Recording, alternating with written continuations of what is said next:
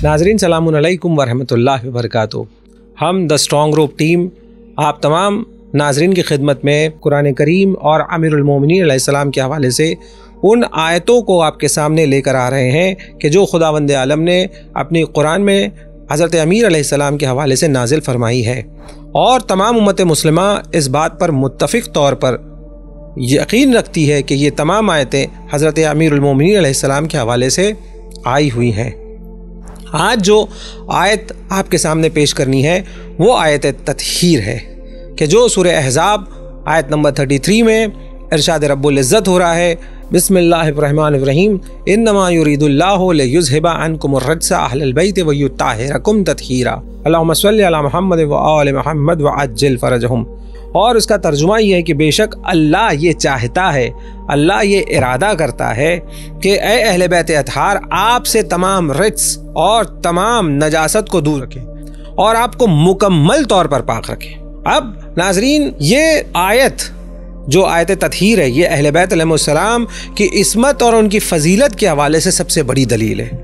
और सबसे ज़्यादा अगर किसी आयत के हवाले से एहतमाम खुदावंद आलम ने किया है तो वो यही आयत के हवाले से एहतमाम किया गया है। और ये एहतमाम का नाम है हदीस किसा, कि जिसके रावी हैं जनाब जाबिर इब्न अब्दुल्लाह अंसारी, जो शहज़ादी ज़हरा सलामुल्लाह अलैहा से नक़ल फरमाते हैं हदीस किसा को। अज़ीज़ान मोहतरम, हदीस किसा का जो रेफरेंस है, जो हमारी किताबों में शिया किताबों में पाया जाता है, वो शिया आलिम अब्दुल्लाह बहरानी ने अपनी किताब अवालिम अल उलूम में नक़ल फरमाई है, कि जिसमें आपने हदीस किसा को आप लेकर आते हैं। और हदीस किसा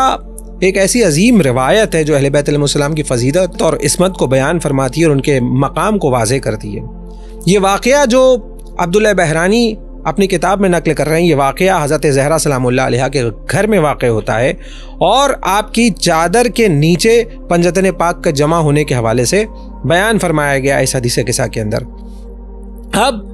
इसमें हालांकि हर जुमले एक मोजज़ा है हदीस किसा के, मगर इसमें जो दो बड़ी दलीलें आई हैं, पहली दलील ये कि अल्लाह तबारक व तआला ने तमाम मखलूक़ात की तख्लीक़ आले मोहम्मद अलैहिस्सलाम की मोहब्बत पर रखा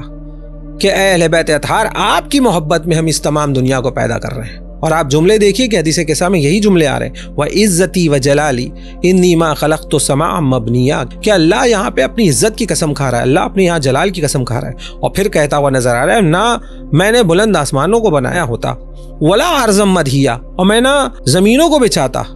वला कमरम मुनीरा, ना मैं रोशन चांद बनाता, वला शमसन मुज़िया, और ना मैं चमकते हुए सूरज को बनाता, वला फल्क़ यदूर, ना मैं घूमने वाले सैयारों को बनाता, वला बहरन यजरी, और ना मैं बहते हुए समंदर को बनाता, वला फुल्क़न यसरी, और ना मैं किश्तियों को जो समुंदर पे तैर रही है उसको बनाता, इल्ला लिअजलिकुम व महब्बतिकुम, मैं ये तमाम चीज़ों को जो खल्क़ कर रहा हूँ ए अहले बैत अतहार आपकी मोहब्बत में कर रहा हूँ। तो पहली जो सबसे इम्पॉर्टेंट बात इसके अंदर आ रही, जो आपके सामने पेश करनी है, कि तमाम दुनिया को अल्लाह ने जो खल्क़ किया है वो अहले बैत अलैहिस्सलाम की मोहब्बत में किया है। और दूसरी बात जो आपके सामने यहाँ पे पेश करनी है वो यही आयत तत्हीर के हवाले से, कि जब अल्लाह आसमानों में अपने फरिश्तों के सामने इस बात को रख देता है कि मैंने तमाम दुनिया को, तमाम आसमानों को, तमाम ज़मीनों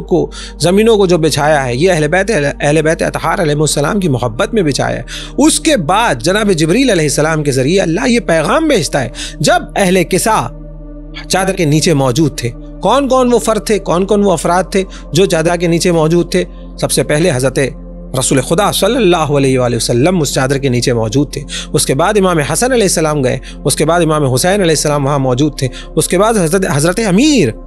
वो भी मौजूद थे, और ख़ुद जनाब ज़हरा सलामुल्लाह अलैहा उस चादर के नीचे मौजूद थी। जब ये पंजतन पाक वहाँ मौजूद थे, फिर अल्लाह जनाब जिब्रील अलैहिस्सलाम को भेजता है, इस आयत के साथ भेजता है कि जनाब जिब्रील आते हैं, रसूल खुदा सल्लल्लाहु अलैहि वसल्लम की खिदमत में सलाम अर्ज़ करते हैं और ये कहते हैं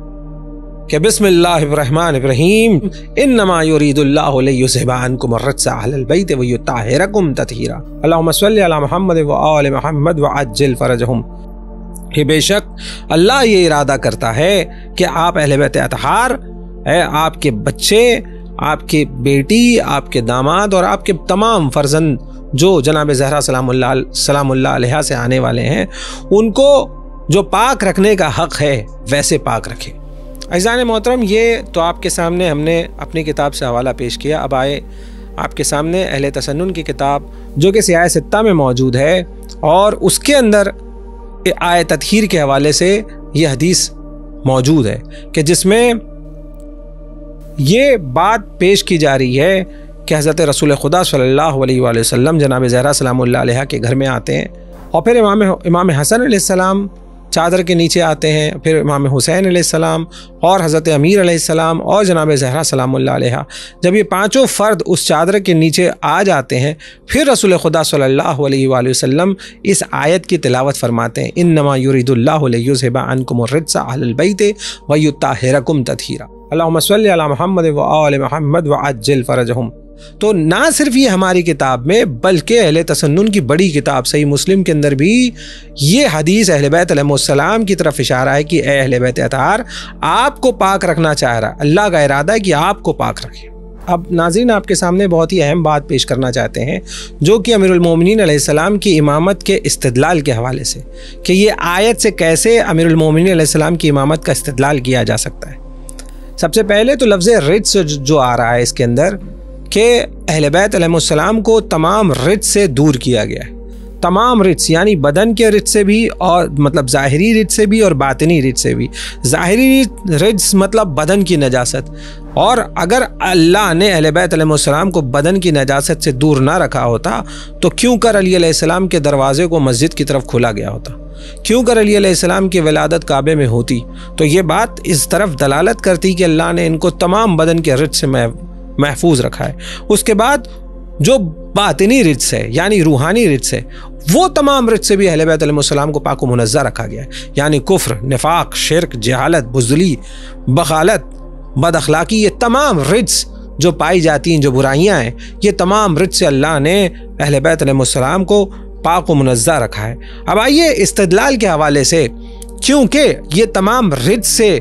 دور ہیں یعنی یہ محفوظ عن الخطا ہیں. اب ان سے کوئی خطا نہیں ہوگی، ان سے کوئی غلط کام نہیں ہو سکتا ہے. اگر یہ محفوظ عن الخطا ہیں تو اب دوسرا کوئی فرد ان سے بہتر نہیں ہو سکتا ہے. مطلب دوسرا اگر کوئی فرد محفوظ عن الخطا ہوتا تو وہ چادر کے اندر موجود ہوتا. تو اب رسول خدا صلی اللہ علیہ وآلہ وسلم کے بعد کوئی رسول کی جگہ پہ آئے گا تو وہ حضرت امیر علیہ السلام ہی ہو سکتے ہیں، کیونکہ جیسے رسول خدا صلی اللہ علیہ وآلہ وسلم محفوظ عن الخطا ہیں، ویسے ہی امیر المومنین علیہ السلام بھی محفوظ عن الخطا ہیں. اب یہاں پہ آپ کے سامنے ایک عقلی بات پیش کرنی ہے، کیا مومن اور فاسق برابر ہو سکتے ہیں؟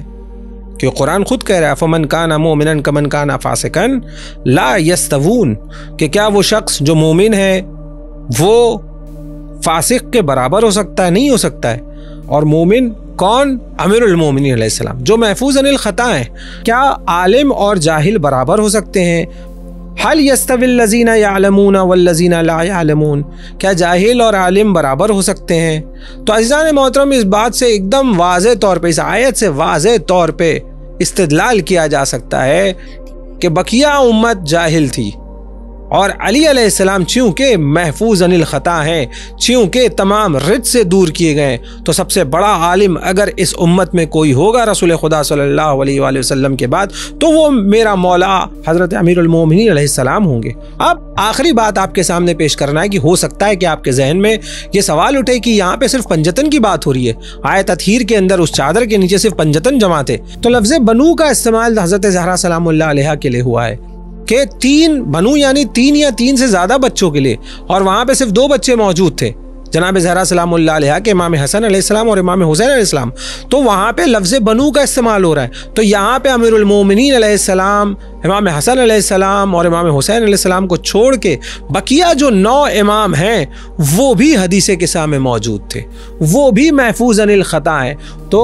یہ آیت تطہیر سب سے بڑی دلیل ہے امیر المومنین علیہ السلام کی ولایت کے حوالے سے. یہ آیت تطہیر سب سے بڑی دلیل ہے حضرت امیر کی امامت کے حوالے سے.